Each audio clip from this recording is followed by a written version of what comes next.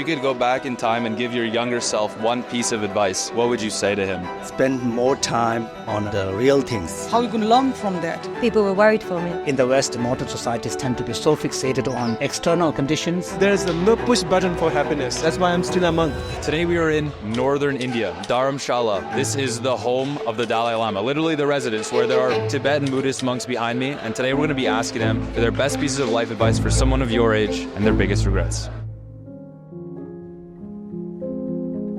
How did you decide to become a monk? Is it your choice, someone else's choice? Initially, I would say it was my parents' influences. But then, once I grew up, then it's my personal decision. I went travelling in Australia and I volunteered at a Buddhist centre. I've always had an interest in how the mind works. So a lot of things I heard really rang true with me. So I felt like I wanted to dedicate my life to preserving this ancient wisdom. So I became a nun soon after and I never looked back. Have you ever missed the life you had before becoming a nun? No, but I loved my life before, and I used to be quite creative, like a singer-songwriter, and I did painting and stuff. And so people were worried for me, like, oh, you're not going to be playing the guitar, singing anymore. But I never felt like it was a sacrifice. I felt like now the mind is the instrument, and then the interactions with people, others is the creative process. You have to know what you're sacrificing for, and when you know that, then it doesn't really become a sacrifice. I found life in the monastery is very relaxing and also kind of get more opportunity in terms of doing lots of good things. That's why I'm still a monk. You have the choice not to be, right, at any point? Yeah, of course.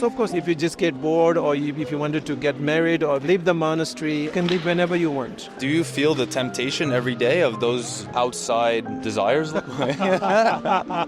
We are human beings, right? Like you all. We do have temptations, we do have desires, but we doesn't get indulged in these sort of pleasurable things because we ask questions, we introspectively investigate. Does this one really give a long-lasting happiness or not? Then you will find all this sort of indulgence leads to chains of suffering after suffering, and because of that we are restraining and engaging this sort of an activity. What are some examples of things that we indulge in that create this suffering? It's very much up to the way how you perceive the things and its perspective. If you really just get lost in pleasurable things, temporarily you may gain some kind of sensorial pleasure, but if you are very much withdrawn into the resources, then the problem is all these resources are kind of limited, and at certain point your intensity will be automatically downgraded, and then you will be wanting more and more, and you start chasing happiness in this outside material. So you keep chasing and chasing, and you will never get a kind of satisfaction.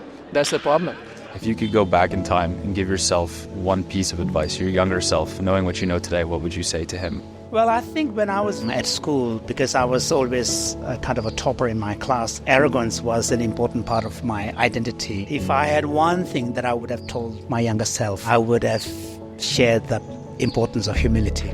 What is your advice on being less stressed in life? Expect less. My motto is don't expect anything from anyone. If you expect less, then you will be much happier. I think it's very good to involve or focus on your own works, worry less about what other things and what others do. Of course, in the life, there are many tragedies you could face, but we need to have a courage to accept the reality. Then you will be able to cope with any kind of tragedy that may come up in your life. Everything is in the nature of an impermanence, changing and changing. There is how the nature behaves. There is no push button for happiness. You just cannot turn on a certain button and then you experience the happiness. You have a pill? You got a happiness pill for me? Okay. And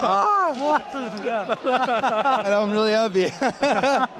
Thank you. Why do we not do things that make us happy? I feel a lot of it, we just get caught up with our society pressures and cultural, the way things have always been done and the expectations that have on us. Everyone I know back home all had their own views about what would be a good way of life for me to live, marry and have kids and do this job. My dad wanted me to stay in the village and work in the village shop, I think sometimes we don't give ourselves the time and space to really realise what it is that drives us and what we want to do. In the West, particularly modern societies tend to be so fixated on external conditions, society, political system and all the rest. But His Holiness often says, let's not forget that the key to happiness is really within ourselves. It's the way in which we see the world, the attitude we bring into the world the relationship that we cultivate with the people in our life. What is a big mistake that you've made or a big regret that you have that you've learned a valuable lesson from? Whenever we make a mistake, whether it's big or small, in Buddhism, it teaches that the driving force behind is your afflictive emotions. Therefore, when I ended up doing something,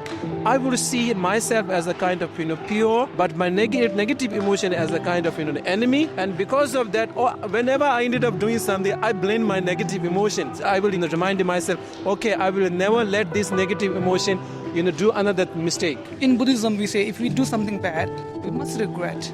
If there's no such a regret, how are you going to learn from that? You must aware that you have done something wrong. After that, you need to commit that I won't do it again. In that way, you can cleanse your bad karmas you have done. If you could give one piece of advice to anybody on living a good life, what would you say? Try to spend less time on social media and spend more time on the real things. Hiking and walking, having meal, conversation with the friends, and being kind, yeah. What are some traits or skills that we can all develop to be happier and live a more grounded life? Taking charge of your own mental well-being. Being able to learn some basic techniques for calming through breathing exercises. Being able to bring awareness into situation, and particularly developing greater emotional awareness so that we don't become enslaved by emotion. Being able to live your life with a kind of a choice in a conscious way. Did you know that we have an online education platform? We teach people how to live a more fulfilling life. We give them the mindset, the tools, community to live a more fulfilling life. Did you know that? That's very important to teach to other beings. Yeah. That's very important because it's education people to what is the best human society. Our mission is not just to inspire you to live a more fulfilling life through these interviews, but to also give you the tools and resources you need to make it happen for yourself. The way that I was able to make it happen for myself and live my dream life was through creating content. Now, if you're a busy professional and you want to gain the freedom to do more of what you love, to do what you want, when you want, with who you want, and you believe that content creation could be the path to helping you get there, I made a free video for you to help you get started. Click the link in the description to watch it. Very important to enjoying the community, peace over kind of compassion. Thanks again for watching the video, and I'll see you in the next one.